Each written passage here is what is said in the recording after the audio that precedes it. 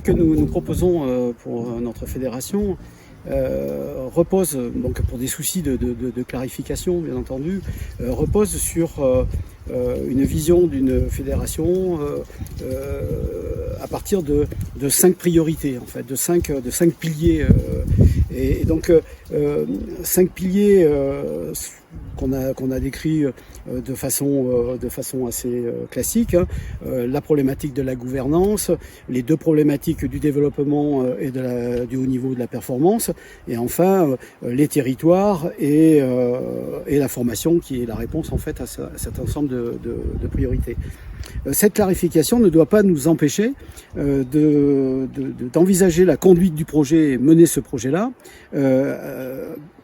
en veillant à l'interaction de ces priorités-là. C'est-à-dire que la conduite d'un projet doit être tout sauf l'inventaire d'actions qui amène en fait à un morcellement du projet et nous écarterait en fait d'une vision globale qui doit être celle que porte une équipe, une gouvernance, et la nôtre, cette vision globale ne se décrit jamais par un élément, mais bien par la conduite d'un ensemble d'actions qui font ce que nous souhaitons de cette fédération demain.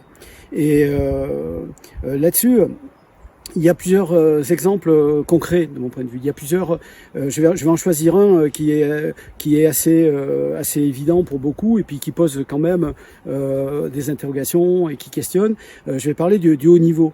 Le haut niveau, en fait, de façon assez classique, lorsqu'on traite du haut niveau, on traite par l'entrée de l'athlète, cette fameuse reconnaissance de l'athlète, qui est athlète de haut niveau, athlète devant porter les couleurs de son pays au monde ou aux Jeux Olympiques. Cette vision-là n'est pas la nôtre. Celle-là, évidemment qu'elle est dans le schéma, elle est sur la photo, mais ce qui nous importe, ça va être plutôt de repérer les éléments de performance, tout ce qui fait l'excellence dans le monde sportif et dans une fédération comme la nôtre. Et donc notre rapport en fait à la performance s'entend évidemment avec l'athlète, s'entend avec l'entraîneur qui lui aussi a pour projet de vie de porter cet athlète au plus haut niveau, s'entend avec le médical, les kinés, le kinésie, le médecin, les problématiques de santé, de prévention, s'entend donc dans l'excellence dans ce domaine-là.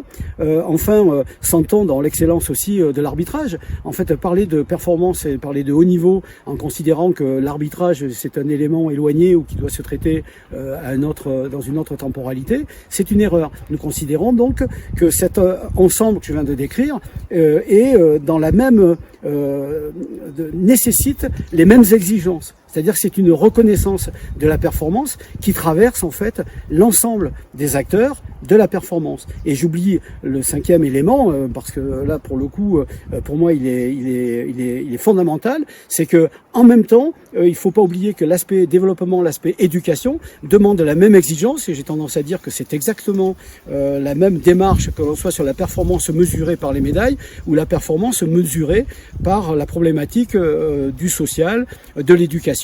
Et là, il n'y est pas. On ne peut pas donc, ça sera voilà le point de conclusion sur cette question de la performance qui traverse l'ensemble de la gouvernance, c'est qu'on ne peut pas isoler l'athlète performant d'une fédération qui répond de façon par l'expertise et la compétence à des problématiques d'éducation et d'insertion.